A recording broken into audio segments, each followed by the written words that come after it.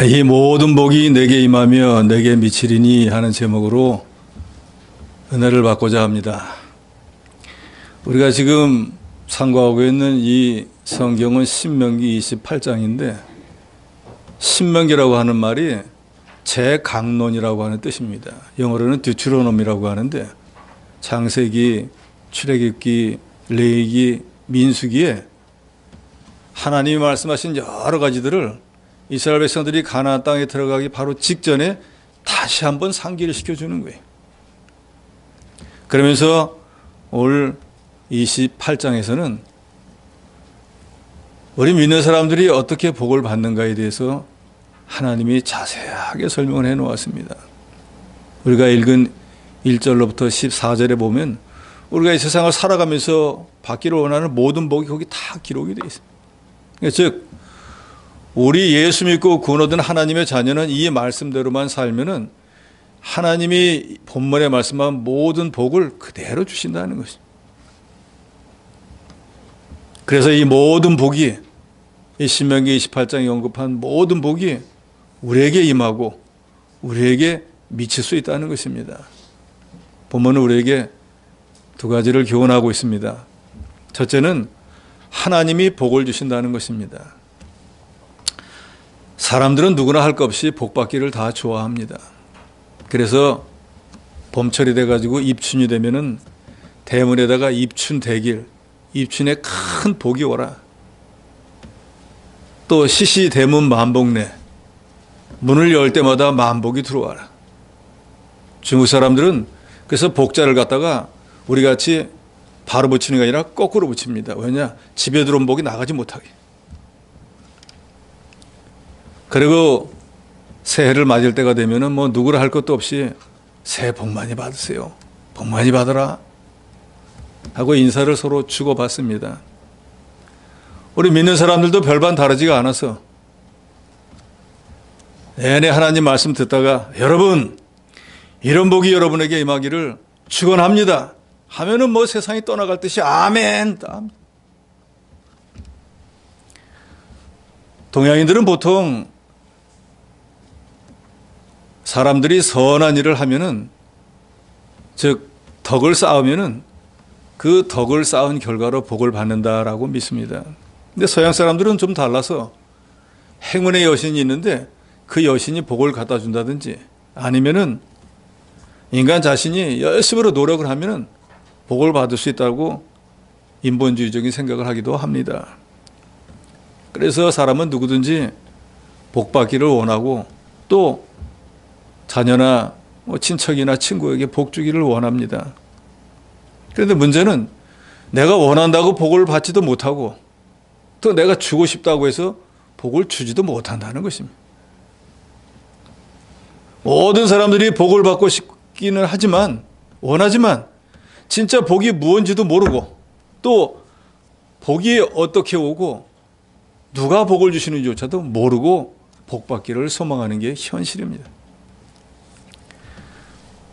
저 여러분을 포함한 세상에 존재하는 모든 피조물들, 특별히 그 인간들에 대한 복은 창조주이신 하나님만이 주실 수 있습니다. 그래서 하나님은 만복의 근원이십니다. 하나님은 창조주로서 세상에 존재하는 모든 피조물들을 직접 다 만드셨고 또 창조해 놓은 그 모든 피조물들의 생사화복, 흥망성쇠, 부귀영화, 빈부귀천을 홀로 주관하십니다. 그래서 오늘 본문에 보면은 복이라고 하는 말이 수없이 많이 나오는데 이 복의 히브리 원어는 베라카라고 하는데 무릎을 꿇다라고 하는 뜻의 바라크라고 하는 동사에서 나온 말입니다. 그래서 이 베라카라고 하는 말, 즉 무릎을 꿇다라고 하는 말은 복이 어디서 오는가를 우리에게 가르쳐 주는 거예요. 복은 어디서 오는가? 위에서 옵니다. 그래서 그 복을 받기를 원하는 사람은 하늘에 계신 하나님 앞에 무릎을 꿇고 간구할 때 복이 내려온다는 거예요.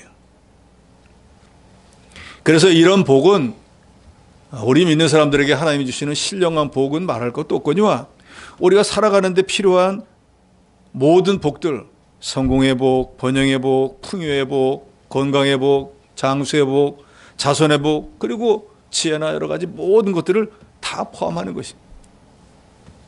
그래서 이 복이라고 하는 히브리 언어 바라크라고 하는 말이 구약 성경에만 415번이 써 있다 그래요. 그러니까 사실은 성경을 통해서도 하나님이 우리에게 복 주시기를 원하시는 거예요. 이런 복의 원리를 알지 못하는 사람들은, 특별히 불신자들은 무지하니까, 복이 어디서 오는지, 복의 근원이 누구인지를 모르니까 막연하게 앞을 못 보는 사람이 이 뭐 코끼리 여기 만져보고 저기 만져보고 하는 것처럼 여기 복이 있다고 하면 여기도 가보고 저기 복이 있다고 하면 저기도 가는 것이.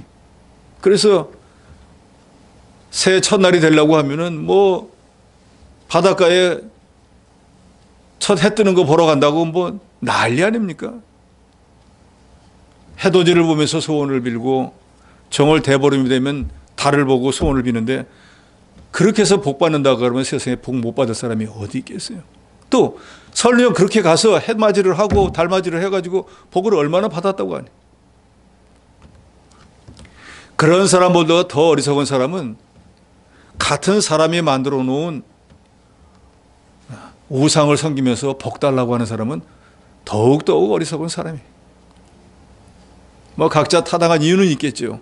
그렇지만 사람들이 우상을 섬기는 근본적인 이유는 자기가 복받기 위한 것입니다. 그런데 문제는 그런 나무나 돌이나 뭐 금은 보석을 가지고 아무리 만들어 놓고 그 우상에 가서 절을 한다고 해가지고 소원을 빈다고 해가지고 그것이 복을 줄 수 있느냐 그 말입니다. 우상은 어떤 복도 주지 못합니다. 사람의 안전을 지키는 거, 참된 평화, 마음의 위로 주지 못합니다. 왜냐하면 우상은 그 안에 생명이 없기 때문이에요. 여러분 잘 아시잖아요. 우상이라고 하는 게 뭐 바위에다가 새긴다든지 뭐 돌로 만든다든지 그러잖아요. 이미 죽은 거에다가 새기는데 그게 무슨 능력이 있겠어요? 그렇지 않습니까?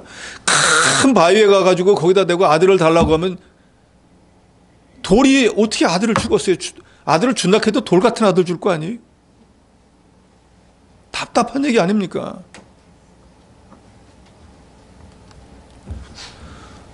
죽은 자는 말이 없습니다.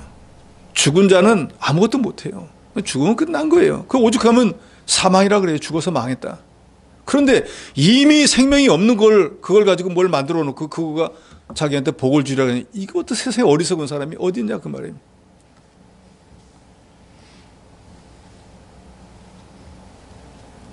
그래서 이사야서 44장 9절에 보면 우상을 만드는 자는 다 허망하도다. 그들의 기뻐하는 우상은 무익한 것이오늘 그것의 증인들은 보지도 못하며 알지도 못하니 그러므로 수치를 당하리라 그랬습니다. 복 받으려고 우상을 섬기는 것은 나중에 결과를 보면 복을 받는 게 아니라 재앙을 당하게 된다는 것입니다. 그래서 우상이 얼마나 헛된 것인가 라는 것에 대해서 이사야 선지자도 이사야서 44장에 아주 알기 쉽게 설명을 해 놓았습니다. 44장 15절로 17절에 이런 말씀이 있습니다. 무릇 이 나무는 사람이 화목을 삼는 것이오늘 그가 그것을 가지고 자기 몸을 더웁게도 하고 그것으로 불을 피워서 떡을 굽기도 하고 그것으로 신상을 만들어 숭배하며 우상을 만들고 그 앞에 부복하기도 하는구나. 그 중에 얼마는 불사르고 얼마는 고기를 삶아 먹기도 하며 고기를 구워 배불리기도 하며 또 몸을 더웁게 하여 이르기를 아 따뜻하다 내가 불을 보았구나 하면서 그 나머지도 신상 곧 자기의 우상을 만들고 그 앞에 부복하여 경배하며 그것에게 기도하여 이르기를 너는 나의 신이니 나를 구원하라 하는도다. 이게 무슨 말입니까? 어떤 사람이 우상을 만드는데 나무를 가지고 와서 깎아가지고 우상을 만들었어요. 깎고 남은 걸 가지고는 집이 추우니까 불을 떼가지고 자기 몸을 덮이는 데도 쓰고 또 떡도 해 먹고 밥도 해 먹어야 되니까 땔감으로도 쓰는 거예요. 그 똑같은 나무를 가지고 하나는 신상을 만들고 하나는 밥 해 먹는데 떡 만드는데 뭐 자기 몸을 데피는데 쓰더라 그 말이에요. 다른 재료를 쓰는 게 아니라 똑같은 재료를 가지고. 그래서 내가 떡 해 먹고 밥 해 먹고 나의 몸을 위해서 불을 때울 때는 불 속에 들어갔고 땔감밖에 안 되는데 결국 우상을 만든 것도 자기 본래 그건 땔감이라 그 말이에요. 그러니 그 땔감을 붙잡고 앉아가지고 너 나를 구원해, 나한테 복을 줘 하면은 재밖에 될 수 없는 생명 없는 게 어떻게 복을 주겠느냐 그 말이에요. 너무너무 우스운 사람들이다 그 말이에요. 이처럼 아무리 우상은 정교하게 만든다고 할지라도 그 안에 생명이라는 게 없기 때문에 섬기는 사람에게 어떤 복도 주지 못합니다. 사무엘상 2장 6절로 7절에 여호와는 죽이기도 하시고 살리기도 하시며 음부에 내리게도 하시고 올리기도 하시는도다. 여호와는 가난하게도 하시고 부하게도 하시며 낮추기도 하시고 높이기도 하시는도다. 하나님은 바로 이런 분입니다. 세상에 존재하는 모든 것들을 높여줄 수도 있고 높은 자를 다시 내릴 수도 있을 뿐더러 그렇게 가난한 자를 부자로 만들어줄 수도 있고 권세와 재물이 떵떵하던 사람을 졸지에 거지를 만들어 버릴 수 있는 게 하나님이십니다. 만물의 창조주이신 하나님은 주권적인 섭리자로서 우리 인간을 포함한 모든 만물에 생사화복을 주셔. 살고 죽고 복받고 재앙받는 게 하나님에게 달려있지 세상 어느 누구에게도 있지 않습니다. 그래서 신명기 32장 39절에 보면 이제는 나 곧 내가 그인 줄 알라. 나와 함께하는 신이 없도다. 내가 죽이기도 하며 살리기도 하며 상하게도 하며 낫게도 하나니 내 손에서 능히 건질 자가 없느니라. 하나님이 하시는 말이에요. 사람을 죽이기도 하고 살리기도 하고 상하게도 하고 낫게도 하는 분은 오직 하나님뿐입니다.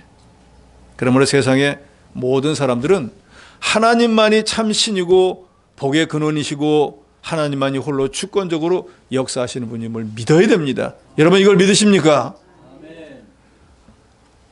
우리나라 최초로 예일대에서 음대 교수가 된 함신이라고 하는 지휘자가 있는데 자기의 자서전 같은 글을 쓴 책이 함토벤이라고 하는 책이 있는데 그 책에 보면 이런 내용이 나옵니다.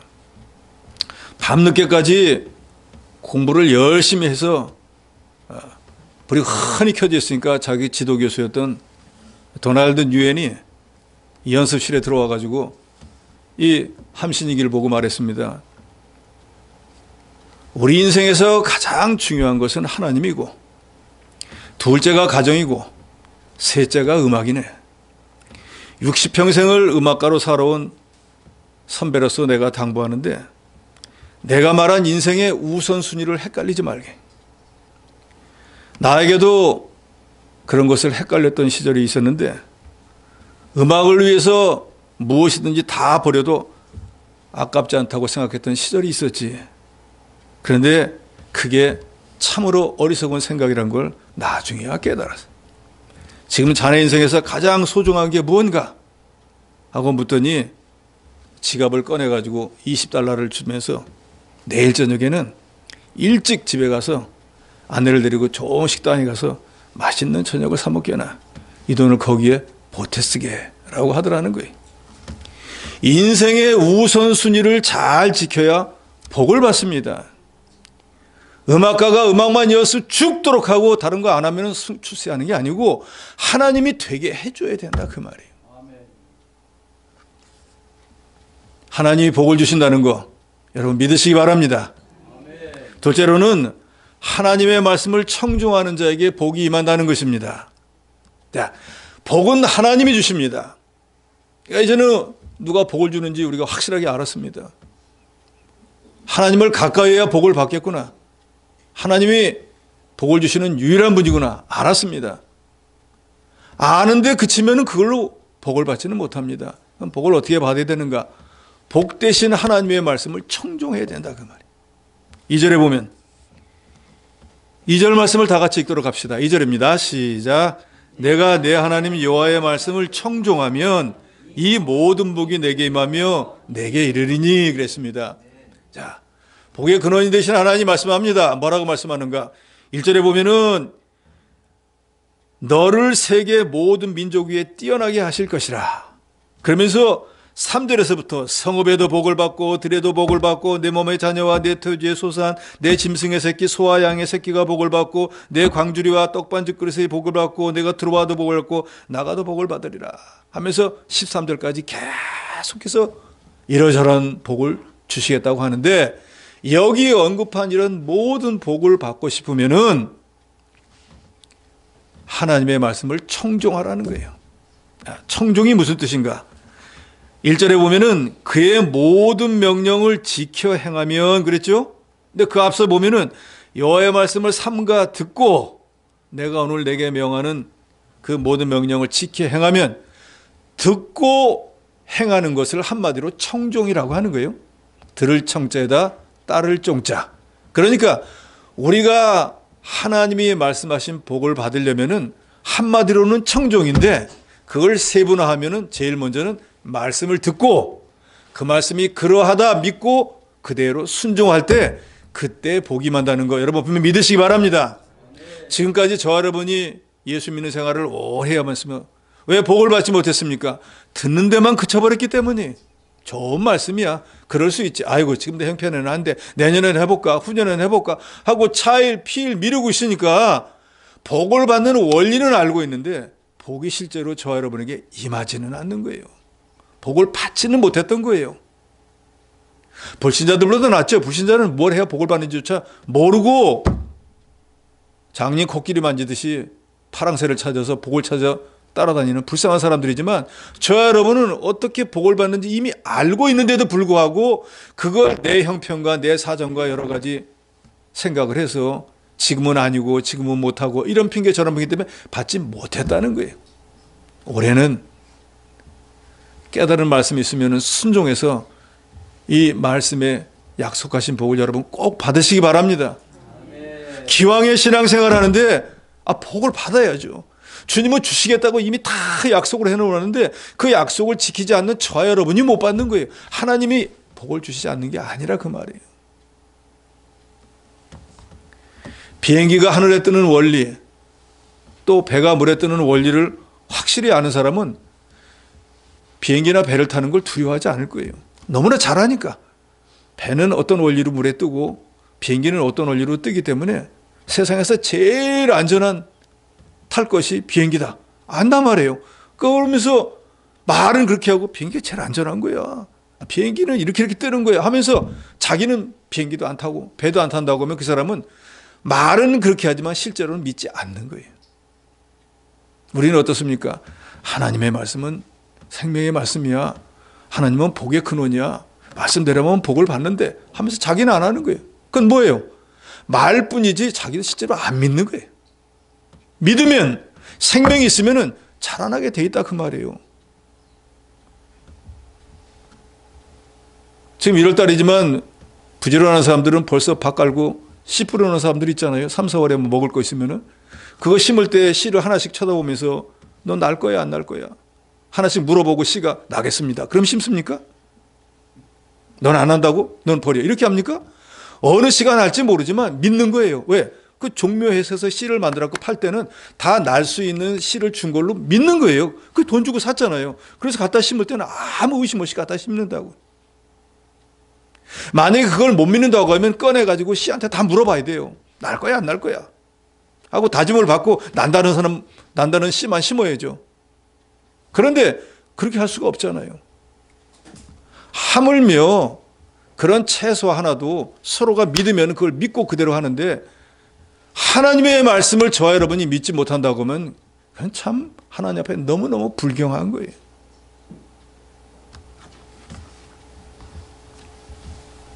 하나님은 오늘 본문 1절로 13절에 이런저런 복을 줄 거라고 분명히 말씀했습니다.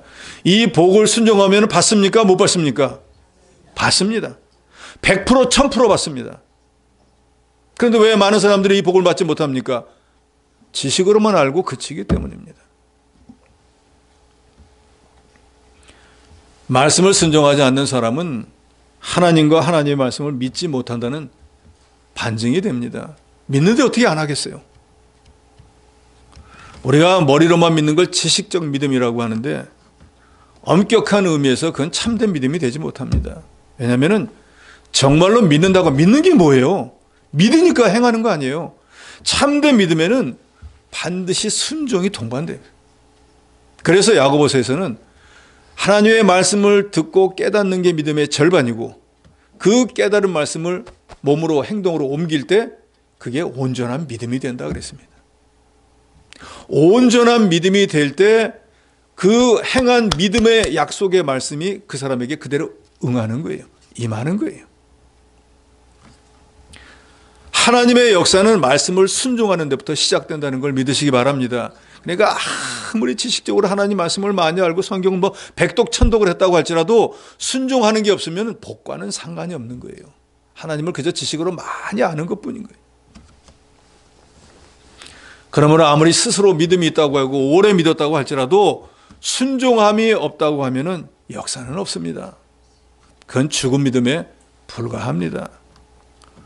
본문 2절에 분명히 말씀하죠. 내가 내 하나님 여호와의 말씀을 청종하면, 듣고 행하면 이 모든 복이 1절에서 13절에 말한 모든 복이 내게 임하고 내게 이르른다 그 말이에요.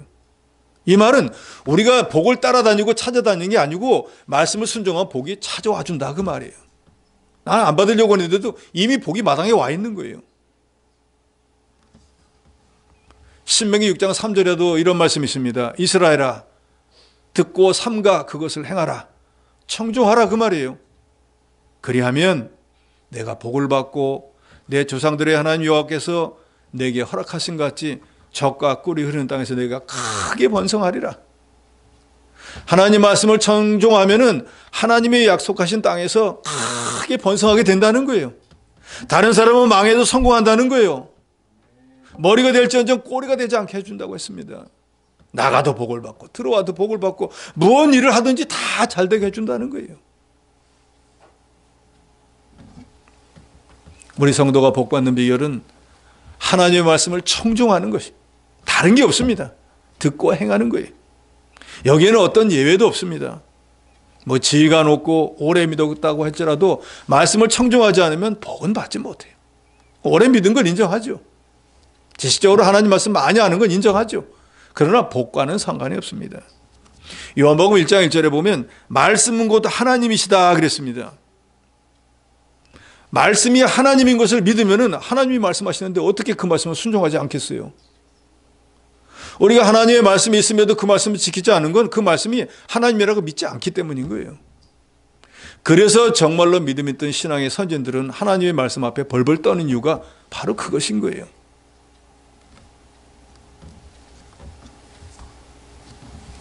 만복의 근원이신 하나님의 말씀을 순종하는 그때부터 복은 임하기 시작하는 것입니다. 반대로 이 만복의 근원인 하나님으로부터 마음이 떠나기 시작하면 복과 은혜에서 멀어지기 시작하는 거예요. 그걸 예레미야서 17장에 보면 잘 설명해 놓았지 않습니까?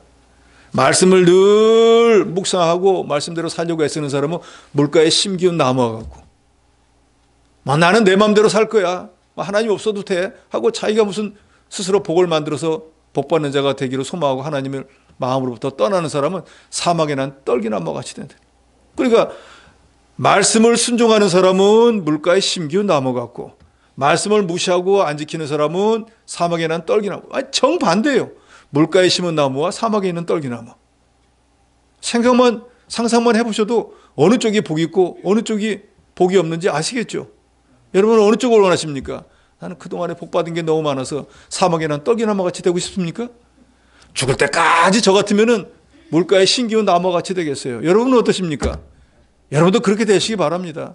근데 그게 쉽지 않다 그 말이에요. 왜요? 청종해야 되니까. 듣고 행해야 되니까. 창세기 20장 12절로 14절에 보면 이삭이 그 땅에서 농사하여 그의 100배나 얻었고 여호와께서 복을 주심으로 그 사람이 창대하고 왕성하여 마침내 거부가 되어 양과 소가 떼를 이루고 노복이 심히 많았다 그랬습니다. 그러니까 이삭이 농사 지어가지고 100배나 받아가지고 거부가 되었다 그랬어요. 재벌이 되었다 그 말이에요. 그 당시로 보면은. 그런데 그 사람이 그렇게 100배나 얻고 거부가 된 것은 자기가 수고하고 노력하고 애써서 된 것이 아니고 성경은 뭐라고 말해요? 여호와께서 복을 주심으로 하나님이 이삭에게 복을 주었기 때문에 그 복을 받아서 그 복을 받은 결과가 100배나 얻고 뭐 소도 양도 뭐 밑에 노복들도 그게 많아졌다는 거예요. 그런데 무슨 말씀을 들었습니까? 기근을 만나가지고 그 가나안 땅에서는 살기 어려워가지고 애굽으로 내려가려고 했거든요. 근데 하나님이 그 밤에 나타나셔가지고 내려가지 마라. 내가 내 아비한테도 얘기했지만 이 땅에 머물면은, 이 땅에서 농사 지면은 내가 너한테 네 아비에게 약속한 것처럼 하늘의 별과 같이 너 후손들이 많아지게 해줄게. 이 가나안 땅 너한테 줄게. 아유, 하나님, 말씀은 좋지만 지금 기근 들어서 땅이 다 바짝 말랐는데 제가 목축하는 사람인데 여기다가는 소고 양이고 다 죽습니다. 알겠습니다, 뜻은. 일단은 애굽에 가서 좀 피하고 형편이 나아지면 이제 그때 오겠습니다. 그런다고 제가 하나님 안 믿는 거 아니지 않습니까? 라고도 할 수 있잖아요. 그런데 이삭은 하나님 그 말씀하시자마자 알겠습니다. 그 땅에서 양을 치고 소를 키우는 게 아니에요. 농사를 지었다 그 말이에요. 이 사람은 목축하던 사람이에요. 양 치던 사람이 갑자기 농사를 어떻게 짓냐고. 하나님, 할 만한 걸 하라 그러셔야죠. 저는 양을 치는 사람인데 농사 삽잡아 본 적도 없습니다. 농사 못 집니다. 라고 할 수 있잖아요. 그런데 농사를 지었어요. 결과는 어떻게 했습니까? 하나님이 복을 주시니까 아마추어가 농사를 지었는데 그의 100배나 얻었다는 거예요. 아멘입니까? 아멘. 네. 하나님이 복을 주시면은 전혀 지식이 없는 사람이 농사를 지어도 100배나 얻을 수 있다는 거 믿으시기 바랍니다. 우리 인간의 생각으로는 자기 경험도 있고 지식도 있고 기술도 있어야 되지만 하나님은 그런 거 없어도 돼요. 뭐만 있으면 됩니까? 하나님의 말씀을 청종하는 믿음만 있으면 되는 거예요. 그래서 믿음으로 사는 사람이 최고인 거예요. 세상 모든 사람처럼 경쟁하기 위해서 기술도 있어야 돼, 실력도 있어야 돼, 뭐 다 있다고 하면 어떻게 이기겠어요? 우리는 믿음만 있으면 이길 수 있습니다. 왜요? 하나님은 모든 걸 가지신 분이잖아요. 능치 못할 일이 없으신 분이 아니죠. 전지전능하신 분이잖아요. 그러니까 나는 약해요. 나는 무지해요. 나는 무능합니다. 난 무력해요. 나 그런 사람인지 알아요. 그러나 내가 믿고 내가 의지하는 하나님은 전지전능하신 분이라 내 힘이 아니라 주님의 힘을 덧입는 거예요. 집안에서도 그렇지 않습니까? 예를 들어 아버지가 태권도 한 5단쯤 된다. 그런데 바깥에 나갔다가 뭐 누가 좀 깡패나 뭐가 건드렸다. 그러면 아버지 모시고 나가면 그 깡패가 누군지 딱 알면은 아이고 죄송합니다. 제가 그러잖아요. 아이가 무서운 게 아니라 누가 무서운 거예요? 아버지가 무섭잖아요. 그러니까 저와 여러분도 정말로 전지전능한 하나님의 능력을 믿는다고 하면은 세상의 모든 사람들이 내가 무섭고 내가 약하고 내가 무능한 거 문제가 안 되는 거예요. 왜요? 내 뒤에 계신 분이 너무너무 전지전능하고 능력이 무한하신 분인 것을 보고 그 하나님 앞에 무릎을 꿇지 않을 수가 없지 않았습니까? 신앙생활은 이래서 하는 겁니다. 모세가 신명기 6장의 말씀을 백성들에게 선포할 때 하나님 은혜를 잊지 말아야 된다. 하나님만을 섬겨야 된다. 우상 섬기면 안 된다라고 하는 말을 할 때 광야 40년이 다 지나간 때예요. 이제 가나안 땅을 들어가기 바로 일부 직전입니다. 그래서 이 신명기라고 하는 게 서두에 말씀드린 듀트로노미예요. 들어가기 바로 직전에 너희가 광야 40년 동안 어떻게 살았냐? 날마다 하나님 원망, 불평, 시험, 간음, 하나님이 싫어하는 것만 하다가 20세 이상 애굽에서 나온 사람이 다 쓰러져 죽었지 않냐? 너희 아버지가, 너희 할아버지가 다 죽었지 않냐? 너희는 그런 삶을 살면 안 된다. 다시 말해주는 거예요.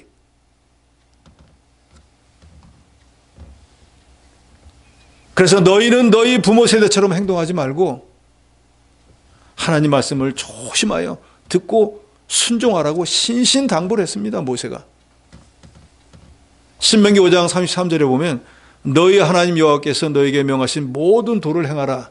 그리하면 너희가 삶을 얻고 복을 얻어서 너희 얻은 땅에 너희 날이 장구하리라.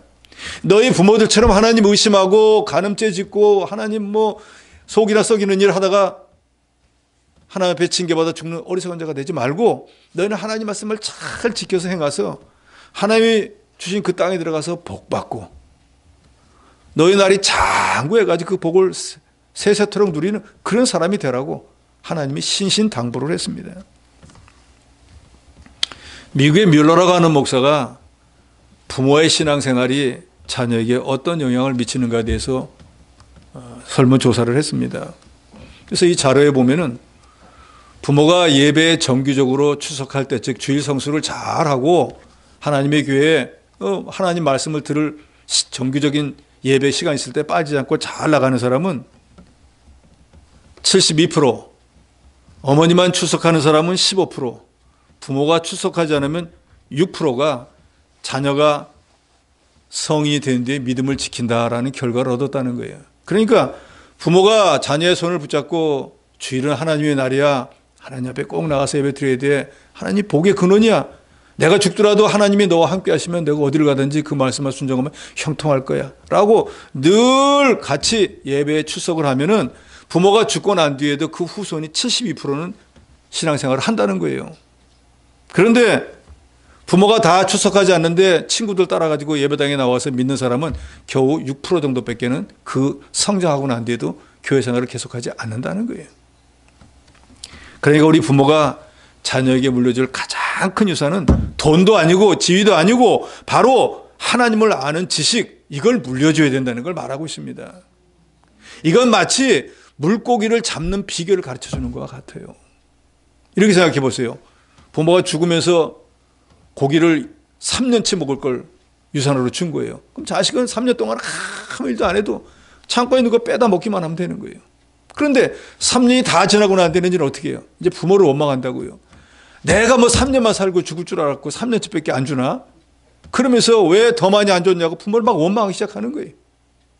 그런데 3년치는커녕 1년치도 안 주고 고기를 잡는 법을 가르쳐준 자식은 먹을 거에 대해서 전혀 걱정을 안 합니다. 없으면 나가서 잡아오면 되니까. 이게 다른 점인 거예요. 신앙의 유산을 물려준다는 건 마치 고기 잡는 법을 가르쳐준 것 같아요. 그러니까 자녀들이 부모가 세상 떠나도 하나도 염려할 게 없어요. 왜요? 하나님이 돌보아 주니까. 그런데 하나님을 모르는 사람은 뭘 먹을까, 뭘 마실까 자기가 해결해야 되잖아요. 그러니까 많이 안 준 부모를 원망하죠. 3년치만 줬어도 얼마나 좋겠어요. 땅 한 평도 안 남겨줬어도 감사한데.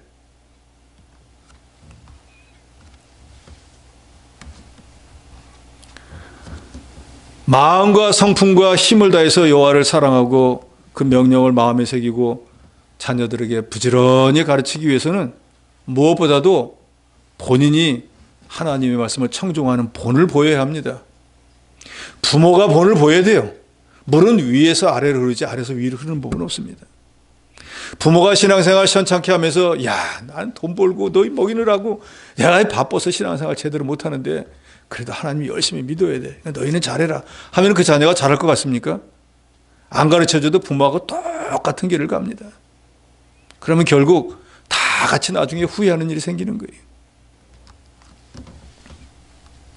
오실 예수 그리스도의 표상이라고 하는 다윗은 평생을 하나님 중심으로 살았는데 세상을 떠나기 전에 아들을 불러가지고 이렇게 말합니다. 내가 이제 세상 모든 사람의 가는 길로 가게 되었노니 너는 힘써 대장부가 되고 내 하나님 여호와의 명을 지켜 그 길로 행하여 그 법률과 계명과 율례와 증거를 모세의 율법에 기록된 대로 지키라.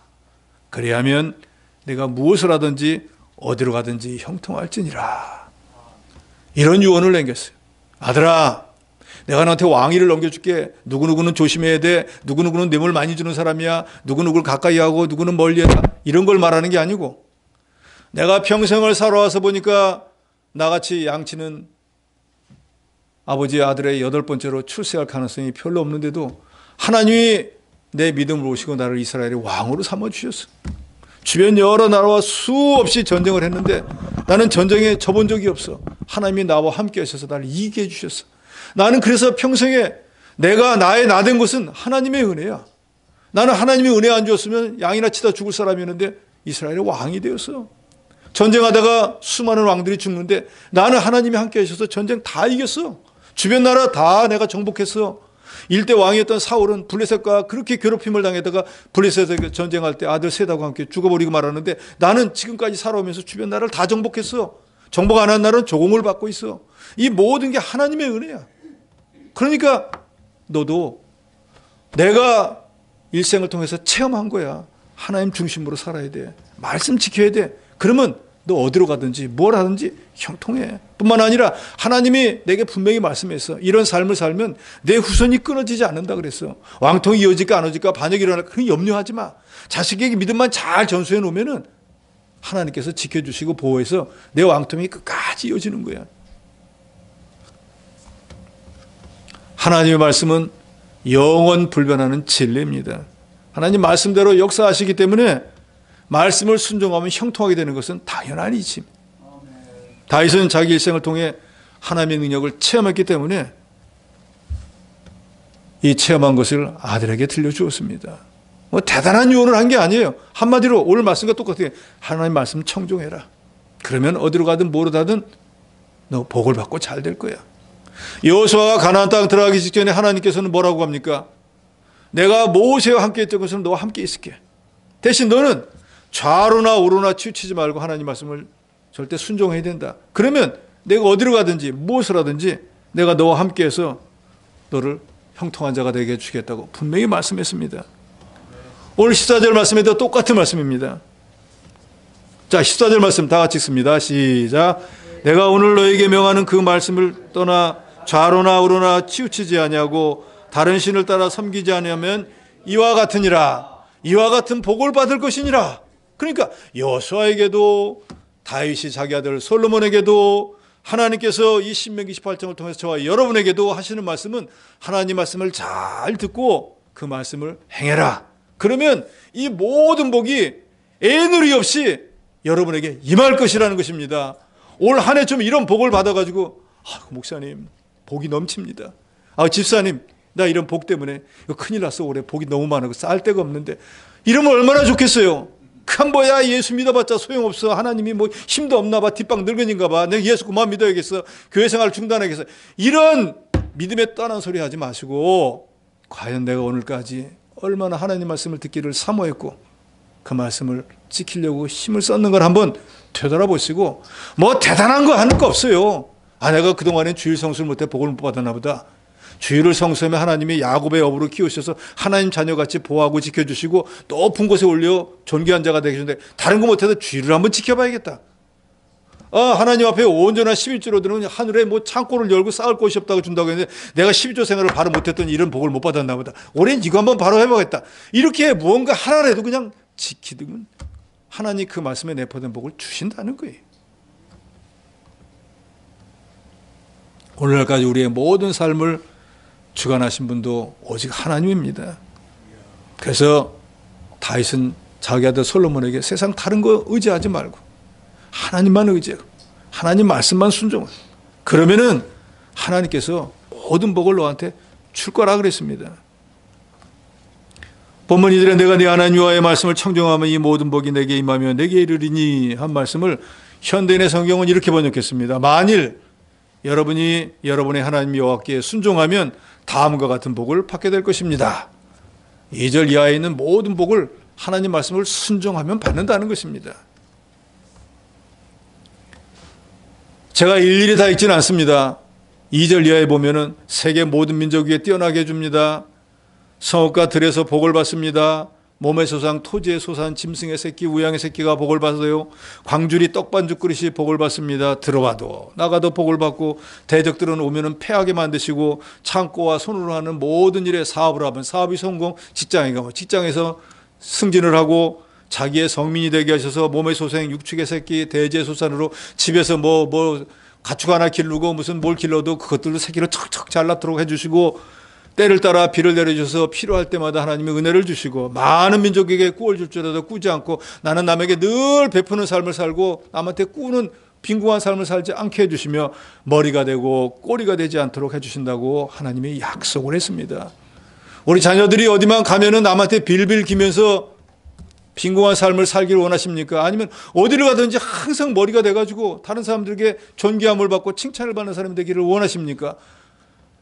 대답할 것도 없이 여러분이 하나님 말씀을 온전히 청종하는 본을 보여서 자녀들도 그 길로 가서 올해는 정말로 우리가 들어가도 복을 받고 나가도 복을 받고 머리가 될지언정 꼬리가 되지 않고 항상 위에만 있는 다른 사람들이 부러워하는 그런 믿음의 사람이 되시기를 주의 이름으로 축원합니다. 그러려면 우리가 복 주시는 하나님, 복의 근원을 늘 가까이 하고 그 하나님이 말씀하신 것이 무엇이 됐든지 그 말씀을 온전히 청종해서 말씀에 내포되어 있는 모든 복을 받아서 올 한 해는 정말로 우리 교회도 복을 받고 교회 안에 지체인 여러분들이 다 복을 받아서 하나님께 영광을 돌리는 올 한 해가 되시기를 주의 이름으로 축원합니다.